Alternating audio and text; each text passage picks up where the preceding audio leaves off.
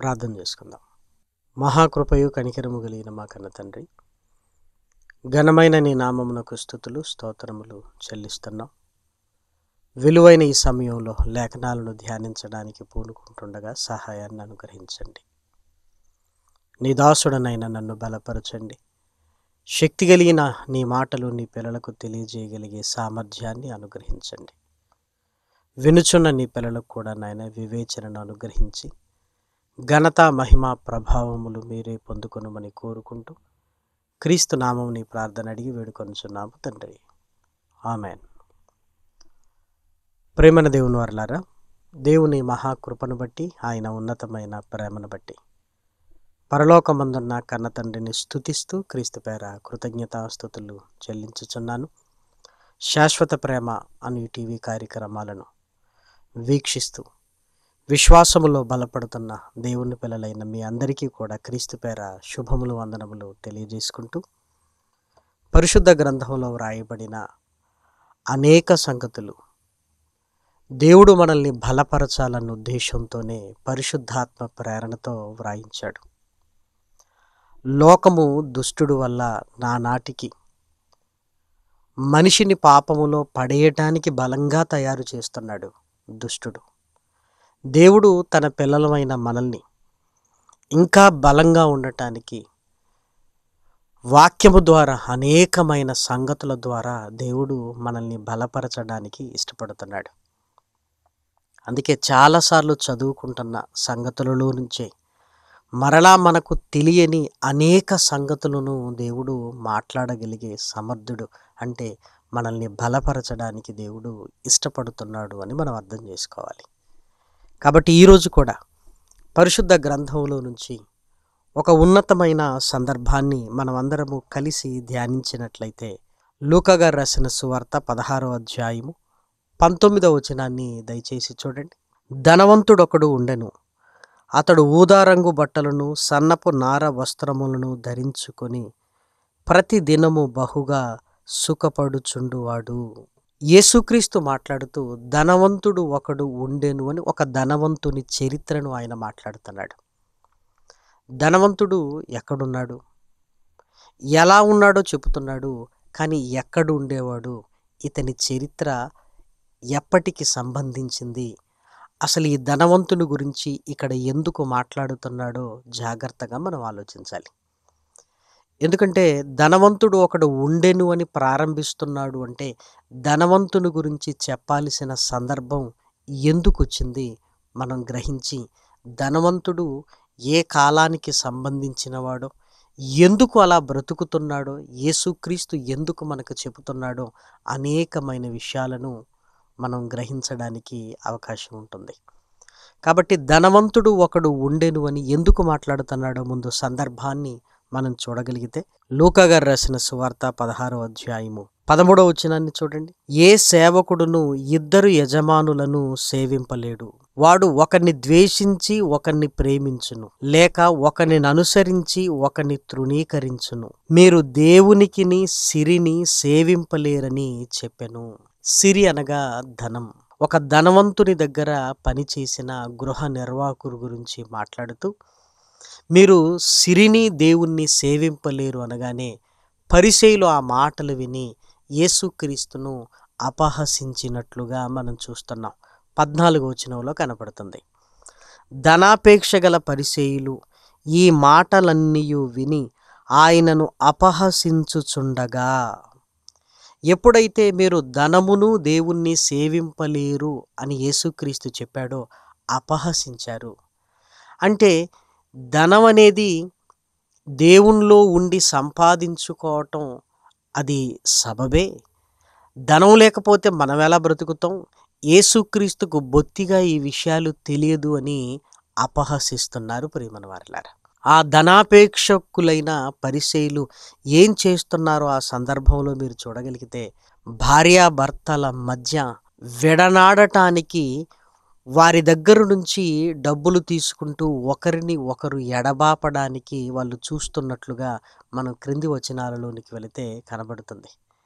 ఎందుకంటే ధనాపేక్షని చెబుతూ క్రిందికి రాగానే భార్యను విడనాడడం గురించి, భర్తను విడనాడడం గురించి ఎందుకు మాట్లాడుతున్నాడంటే, భార్యాభర్తల మధ్య వారి బంధాన్ని తెంచి తద్వారా డబ్బులు సంపాదించుకోవాలన్న దుష్టబుద్ధి పరిసయ్యులకున్నది.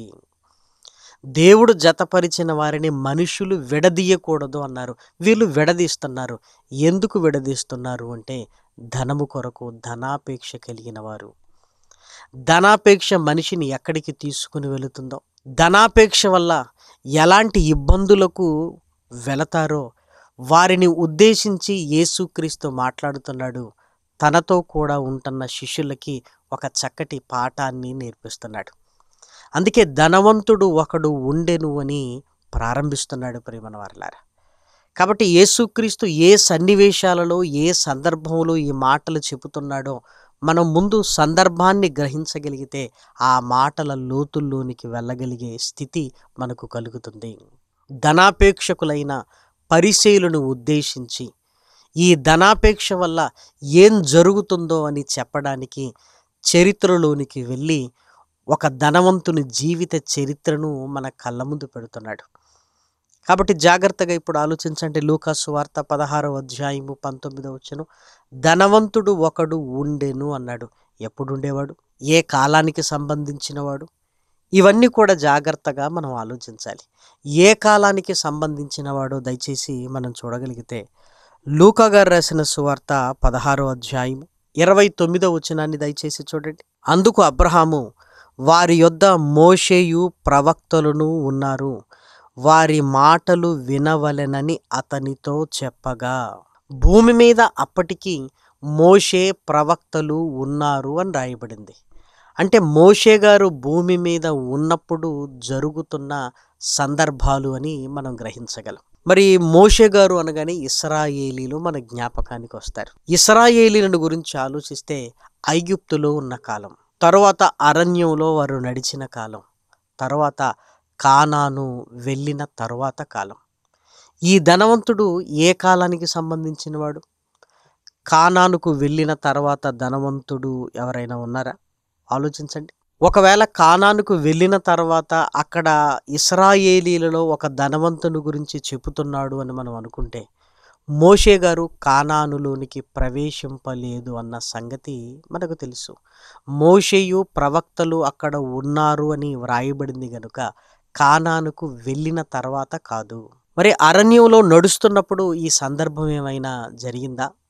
దయచేసి ఆలోచించండి. ఒకవేళ అరణ్యంలో ఇశ్రాయేలీలు 40 ఏళ్ల ప్రయాణంలో ఇది జరిగిందనుకుంటే, మరి కొన్ని మాటలను బట్టి చూస్తే కాదు అనిపిస్తుంది. లూకా సువార్త 16వ అధ్యాయము 20వ వచనం, లాజరు అని ఒక దరిద్రుడు ఉండెను, వాడు కురుపులతో నిండిన వాడై ధనవంతుని ఇంటి వాకిట పడియుండి అతని బల్ల మీద నుండి పడు రొట్టె ముక్కలతో ఆకలి తీర్చుకొనగోరెను.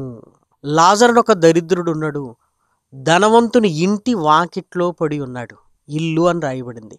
అరణ్యంలో ప్రయాణంలో ఉన్నప్పుడు పటిష్టమైన ఇండ్లు వారు కట్టుకోలేదు. ఇది గమనించాలి మనం. గుడారాలు వేసుకున్నారు, మరలా ప్రయాణాన్ని సాగించారు అవి తీసి. ఇంకా మనం జాగ్రత్తగా చూడగలిగితే ధనవంతుని ఇంటి వాకిట్లో లాజరు పడి ఉండి అతడు తిను రొట్టె ముక్కల కొరకు ఎదురు చూస్తున్నట్లుగా మనం చూస్తున్నాం. అరణ్యంలో ఉన్నప్పుడు అందరి కొరకు మన్నా కురిసింది. అప్పుడు లాజరు కూడా మన్నాను భుజించవచ్చు. ధనవంతుని ఇంటి వాకిట్లో పడి ఉండి అతడు తినే రొట్టె ముక్కల కొరకు ఎదురు చూడవలసిన అవసరత లేదు. కాబట్టి ఇది అరణ్య ప్రయాణంలో సంబంధించిన కాలము కాదు. మరి ఎప్పుడు అని ఆలోచించగలిగితే, ఇశ్రాయేలీలు ఐగుప్తు దేశంలో బానిసలుగా ఉన్నప్పుడు.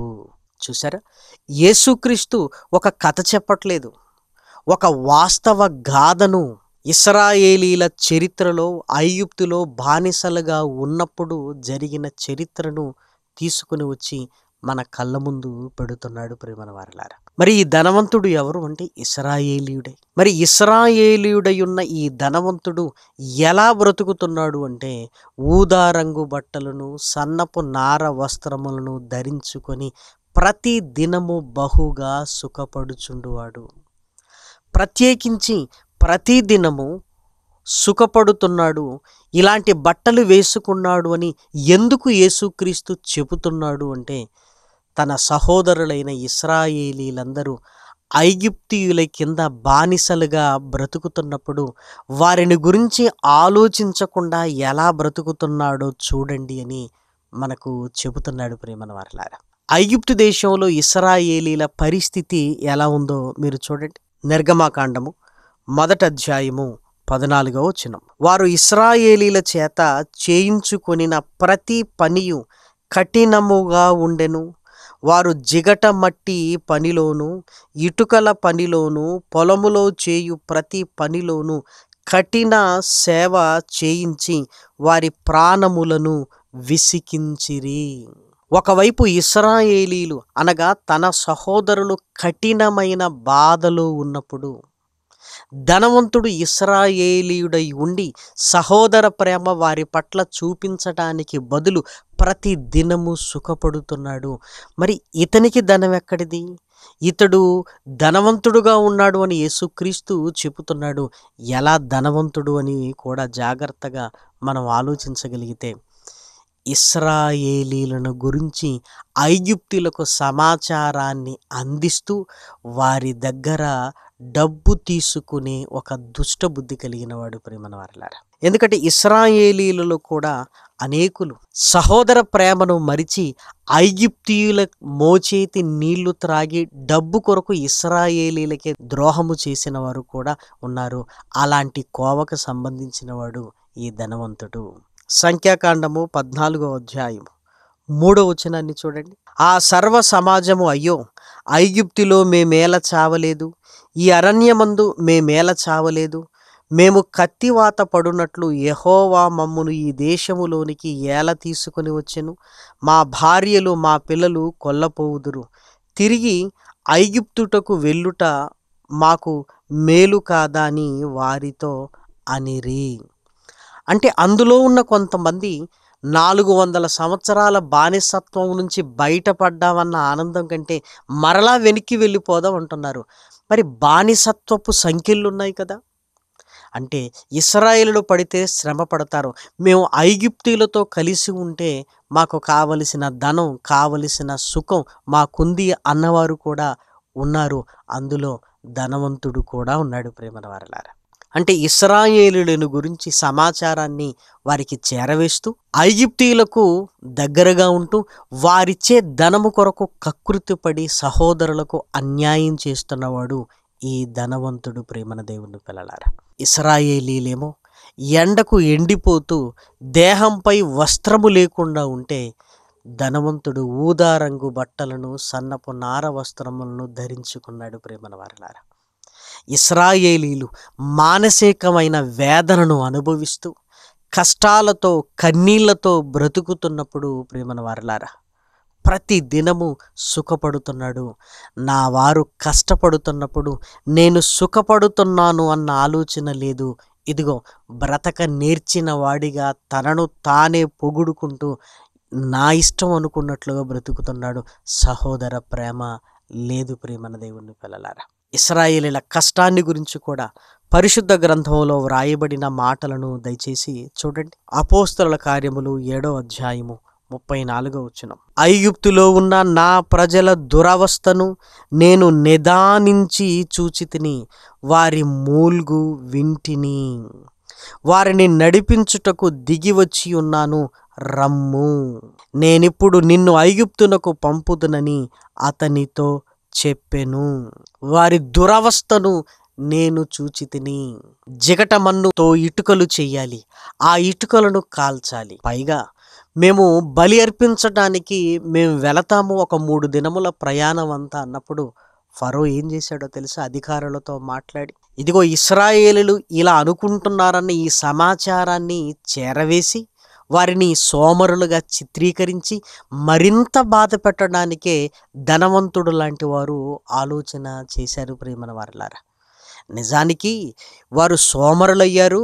ఇదిగో మీరు చాలా తేలికైన పని చెబుతున్నారు అని సమాచారాన్ని ఫరో అధికారులకు చెప్పగానే వారు మరింత కఠినముగా, గడ్డి కూడా మేము ఇవ్వము, మీరు ఏనాటి గడ్డి ఆనాడు తెచ్చుకోవాలి, ఏనాటి ఇటుకలను ఆనాడే లెక్క చెప్పాలి, అలాని ఇటుకల సంఖ్య తగ్గించేది లేదు అని మరింత దురవస్థలోనికి వారు వెళ్ళిపోయినట్లుగా లేఖనాలలో మనం చూడగలం ప్రేమన వారలారా. దయచేసి చూడండి, నిర్గమాకాండము 5వ అధ్యాయంలో 18వ వచనం, మీరు పొండి పనిచేయుడి, గడ్డి మీకియ్యబడదు, అయితే ఇటుకల లెక్క మీరప్పగింపక తప్పదని చెప్పెను. మీ ఇటుకల లెక్కలో ఏ మాత్రమును తక్కువ చేయవద్దు, ఏనాటి పని ఆనాడే చేయవలెనని రాజు సెలవీయగా ఇశ్రాయేలీల నాయకులు తాము దురవస్థలో పడియున్నట్లు తెలుసుకొనిరి. ఇశ్రాయేలీల జీవితాలు ఎంత భయంకరంగా ఉన్నవో ఒక్కసారి ఆలోచించండి ప్రేమన దేవుని పిల్లలారా. ఇలాంటి పరిస్థితుల మధ్య ధనవంతుడు ఎలా బ్రతుకుతున్నాడో యేసుక్రీస్తు చెబుతున్నాడు ప్రేమన వారలారా.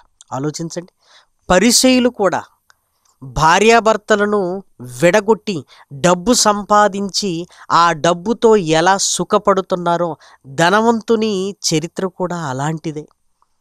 సహోదర ప్రేమ కలిగి వారిని ఆదుకోవలసింది పోయి, అలాగే పరిసయ్యులు కూడా లేదు అని భార్యాభర్తలను కుటుంబాలను కలిపి దేవుని కొరకు మీరు బ్రతకవలసిందని చెప్పవలసింది పోయి, ధనాపేక్ష కలిగి వారు కుటుంబాలను విడగొడుతూ ధనాన్ని సంపాదిస్తున్నారు.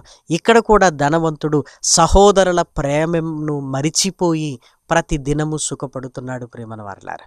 ఇక్కడే లాజరు గారు కూడా ఉన్నారు అని మనకు అర్థమవుతుంది. లాజరు ధనవంతుని ఇంటి వాకిట్లో పడి ఉండి ధనవంతుని బల్ల మీద నుంచి పడు రొట్టె ముక్కలతో ఆకలి తీర్చుకొనగోరెను అనగానే మనం ఎలా ఆలోచిస్తామంటే, ధనవంతుడు ముందు నుంచి ధనవంతుడు, లాజరు దరిద్రుడు అన్నట్లుగా మనం ఆలోచిస్తాం. కానీ లాజరు దరిద్రుడు అయ్యాడు అని మనం జ్ఞాపకం అందించుకోవాలి ప్రేమన దేవుని పిల్లలారా. ఎందుకంటే లాజరు ధనవంతుని ఇంటి వాకిట పడి ఉన్నాడు అంటే, ఒకవేళ ధనవంతుని ఇంటి వాకిట్లో పడి ఉన్నప్పుడు ధనవంతుడు ఎందుకు ఊరుకున్నాడు అంటే, ధనవంతుని ఇంటి వాకిట్లో ఉన్నాడు అంటే ఒకనాడు లాజరు కూడా ధనవంతుని స్థాయిని కలిగి ఉన్నాడు. అంటే లాజరు కూడా ధనవంతుడే అని మర్చిపోకూడదు. మరి దరిద్రుడు అయ్యాడు అంటే దరిద్రుడుగా మారిపోయాడు. ఎలా? తన కళ్ళ ముందున్న సహోదరుల మీద ప్రేమ కలిగి తనకున్నదంతా తన సహోదరుల కొరకు ఇచ్చాడు ప్రియమైన దేవుని పిల్లలారా. అంటే లాజరు జీవితాన్ని దయచేసి మీరు గమనించండి.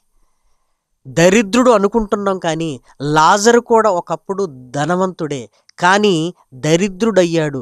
ఎందుకు? సహోదరుల మీద ప్రేమ కలిగి వారి కష్టాలలో కన్నీళ్లలో ఆదుకుంటూ వారికి కావలసినవన్నీ ఇస్తూ తనకున్నదంతా ఇచ్చివేసి దరిద్రుడయ్యాడు. అనారోగ్యం కూడా వచ్చింది, కురుపులతో నిండిపోయాడు ప్రేమన వారలారా. ధనవంతుని చరిత్రను మనం ఎలా అర్థం చేసుకోగలమంటే, కొరంథీయులకు రాసిన 2వ పత్రిక 8వ అధ్యాయము 9వ వచనం, మీరు మన ప్రభువైన యేసుక్రీస్తు కృపను ఎరుగుదురు గదా, ఆయన ధనవంతుడయ్యుండియు మీరు తన దారిద్ర్యము వలన ధనవంతులు కావలనని మీ నిమిత్తము దరిద్రుడాయెను. ఆయన ధనవంతుడు, మరి ఎందుకు దరిద్రుడయ్యాడు? మనము ధనవంతులము కావాలనని ఆయన దరిద్రుడయ్యాడు అన్న మాట యేసుక్రీస్తు విషయంలో ఎంత చక్కగా మనం అర్థం చేసుకున్నామో. లాజరు కూడా ధనవంతుడు, కానీ తన సహోదరులైన ఇశ్రాయేలు నిమిత్తము దరిద్రుడైపోయాడు. కాబట్టి ప్రియమైన దేవుని పిల్లలారా, దరిద్రుడయ్యాడు అంటే సహోదర ప్రేమను బట్టి ప్రియమైన వారలారా. ఎందుకంటే ఐగుప్తీయులు ఇశ్రాయేలుని నిర్లక్ష్యం చేస్తున్నప్పుడు తట్టుకోలేకపోయాడు లాజరు. ఎంత సహోదర ప్రేమను కలిగి ఉన్నాడు చూడండి. మరి లాజరు సహోదర ప్రేమను కలిగి ఉన్నాడు, తనకున్నదంతా ఇచ్చాడు అని ఏ మాటను బట్టి మనం అర్థం చేసుకోగలమో చూడగలిగితే, లూకా గారు రాసిన సువార్త 16వ అధ్యాయము, లూకా గారు రాసిన సువార్త 16వ అధ్యాయము 24వ వచనాన్ని దయచేసి చూడండి. ధనవంతుడు చనిపోయాడు, వేదన పడుతున్నాడు, దరిద్రుడు కూడా చనిపోయాడు, అబ్రహాము రొమ్మున ఆనుకొనుటకు కొనిపోబడ్డాడు దేవదూతల చేత. ధనవంతుడు చుట్టూ చూసినప్పుడు లాజరు కనిపించాడు. అప్పుడు అబ్రహాముతో మాట్లాడుతున్నాడు, తండ్రివైన అబ్రహామా, నా యందు కనికరపడి తన వ్రేలికొనను నీళ్లలో ముంచి నా నాలుకను చల్లార్చుటకు లాజరును పంపుము. నేను ఈ అగ్నిజ్వాలలలో యాతన పడుచున్నానని కేకలు వేసి చెప్పెను. లాజరును నా దగ్గరికి పంపు, తన వ్రేలి కొనను నీళ్లలో ముంచి. లాజరునే ఎందుకు పంపమని అడుగుతున్నాడంటే, నా కళ్ళ ముందు లాజరు తనకున్నదంతా సహోదరులకు ఎలా పెట్టాడో తెలుసు. ఇప్పుడు నాకు సహాయం చేయాల్సిన పరిస్థితి వచ్చింది కనుక లాజరు అయితే చక్కగా చేయగలుగుతాడు. ఇదిగో నీటి చుక్కను కూడా వ్యర్థము చేయకుండా సహోదరుడైన నాకు ఆయన ఇవ్వగలడు. ఎందుకంటే నా కళ్ళ ముందు నేను చూశాను. నేను సుఖపడుతున్నప్పుడు సహోదర ప్రేమ కలిగి ఎంత కష్టపడ్డాడో నా కళ్ళతో నేను చూశాను. అందుకే లాజరును పంపు అంటున్నాడు ప్రియమైన దేవుని పిల్లలారా. దయచేసి చూసారా, లాజరు ఎలా ధనవంతుడయ్యాడో ఒక్కసారి ఆలోచించండి. పిత్రార్జితం ఉండొచ్చు, అలాని దేవుని ఆశీర్వాదము వలన కూడా గొప్పవాడవచ్చు. ఏమండి, దేవుని ఆశీర్వాదం వల్ల కూడా మనం దీవించబడతాం. అక్రమ సంపాదన వల్లే కాదు, అన్ని సందర్భాలలో ధనం వచ్చేది ప్రియమైన దేవుని పిల్లలారా. దయచేసి ఆలోచించండి. పరిశుద్ధ గ్రంథంలో వ్రాయబడిన ఈ లేఖనాలను ఆలోచిస్తే, ఇశ్రాయేలులు ఐగుప్తు దేశంలో బానిసలుగా అనగద్రొక్కబడుతున్నప్పుడు ధనవంతుడు ప్రతి దినము సుఖపడుతున్నాడు. అదే ఇశ్రాయేలులు కన్నీళ్లతో బ్రతుకుతున్నప్పుడు లాజరు తట్టుకోలేక తనకున్నది మొత్తం ఇచ్చేశాడు. చివరికి ఇంటి వాకిట్లో పడుండే పరిస్థితి వచ్చింది. ధనవంతుడు లాజరుతో చెప్పిండొచ్చు, ఇదిగో నాలా బ్రతకాలని. కానీ లాజరు వినలేదు. సహోదర ప్రేమ చాలా గొప్పది అనుకుని సహోదరుల కొరకు తనకున్నదంతా ఇచ్చేశాడు ప్రియమైన వారలారా. మరి లాజరు ఇలా మారటానికి గల కారణం ఏంటి? అబ్రహాము రొమ్మను ఆనుకొనుటకు కొనుక్కోబడ్డాడు. ఇంత చక్కగా లాజరు బ్రతకడానికి గల కారణం ఏంటి? లాజరుకు ఎవరు స్ఫూర్తినిచ్చారు? ఎందుకంటే ధనవంతుడు వేదనకరమైన స్థలంలో ఉన్నాడు. ధనాపేక్ష వేదనకరమైన స్థలములోనికి తీసుకుని వెళుతుంది. సహోదర ప్రేమ కలిగి ఉండాలి, కుటుంబాలను విడదీయకూడదు అని తనను అపహసిస్తున్న పరిసయ్యులను ఉద్దేశించి వారికిని తనతో కూడా ఉన్న శిష్యులకు ఈరోజు ధ్యానిస్తున్న మనకు ఈ సందర్భాన్ని యేసుక్రీస్తు మాట్లాడుతున్నాడు ప్రేమన వారలారా. కాబట్టి లాజరు ఇంత చక్కగా బ్రతకడానికి గల కారణం ఏంటి? లాజరుకు స్ఫూర్తినిచ్చింది ఎవరు అని ఇంకా లేఖనాలను మనం ధ్యానించాలి ప్రేమన వారలారా. కాబట్టి రెండవ భాగంలో వచ్చేవారం అది మరలా మనం మాట్లాడుకుందాం. కాబట్టి ఈరోజు ధనవంతుడు లాజరు జీవితాలను చూడండి, చనిపోయిన తర్వాత తలక్రిందులైన జీవితాలను కూడా చూడండి ప్రేమన వారలారా. కాబట్టి మనకున్న దాంట్లో సహోదరుల ప్రేమను కలిగి వారి ఆత్మను రక్షించడానికి వ్యయం చేయాలి. తిని తాగి సుఖించగలిగితే ఇదిగో ధనవంతుడి చోటులోనికి వెళతాం. లాజరు అనే సహోదర ప్రేమను కలిగి మనం బ్రతకాలి. యేసుక్రీస్తు సహోదర ప్రేమను కలిగి మన కొరకు తన ప్రాణమే పెట్టాడన్న సంగతి మనకు తెలుసు గనుక మనం కూడా మన సహోదరుల రక్షణ నిమిత్తము పాటుపడవలసిన వారము అని దయచేసి జ్ఞాపకం అందించుకోవాలని దేవుని ప్రేమను బట్టి మిమ్మల్ని కోరుకుంటూ ఈ మాటలు నేను ముగిస్తున్నాను. ప్రార్థన చేసుకుందాం. మహాకృపయు కనికరము కలిగిన మా కన్న తండ్రి, ఘనమైన నీ నామమునకు స్తుతులు స్తోత్రములు చెల్లిస్తున్నాం. విలువైన నీ మాటలు నాయన నీ పిల్లలు విన్నారు. విని విడిచిపెట్టకుండా హృదయంలో భద్రపరుచుకుని నీ కొరకు బ్రతకాలన్న ఆశను కలిగి నాయన నిలబడగలిగే భాగ్యాన్ని అనుగ్రహించండి. శాశ్వత ప్రేమ ఈ టీవీ కార్యక్రమాలను నాయన కొనసాగించుటకు నాయన నీ కృపను తోడుగా ఉంచుతున్నారు. నీ పిల్లలను ప్రేరేపించి తండ్రి ఇదిగో నాయన సహాయ సహకారాలు మీరు అందిస్తున్నారు. తండ్రి ఇదిగో నాయన నీ పిల్లల జీవితాలలో నాయన కలుగజేసుకుని నూరంతల మేలులను నాయన అనుగ్రహించండి. తండ్రి ఇదిగో నాయన రిటైర్ అయిపోయిన ఉద్యోగులు నాయన, స్త్రీలు నాయన, అనారోగ్యంతో బాధపడుతున్నవారు తండ్రి, కూలి పని చేసుకుంటున్నవారు నాయన, నీ పనిని ప్రేమించి సహోదర ప్రేమను నాయన కలిగి ఉంటూ అనేకులకు ఈ వాక్యం వెళ్ళాలి అని తాపత్రయపడుతుండగా నాయన నీ పిల్లలకు మేలు చేయండి.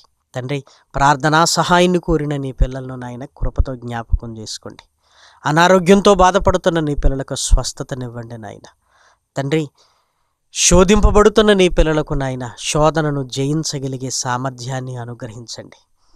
తండ్రి మానసికమైన వేదనతో కృంగిపోతున్న నీ పిల్లలను నాయన నీ వాక్యము చేత నాయన లేవనెత్తండి.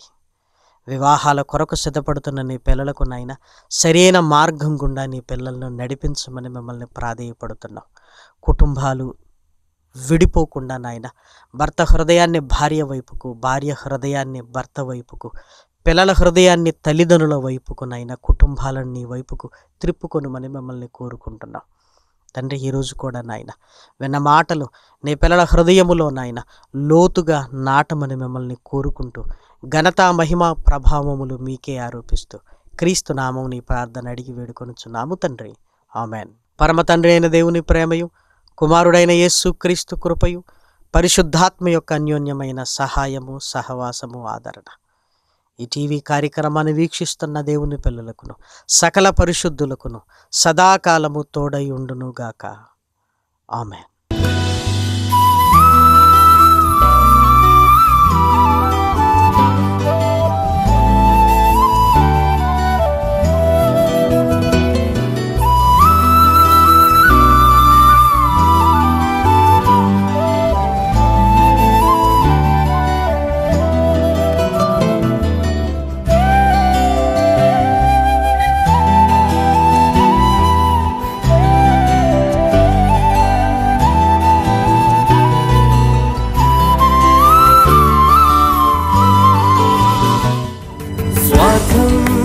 లేనిది ప్రేమ, అన్నీ ఓర్చును ప్రేమ.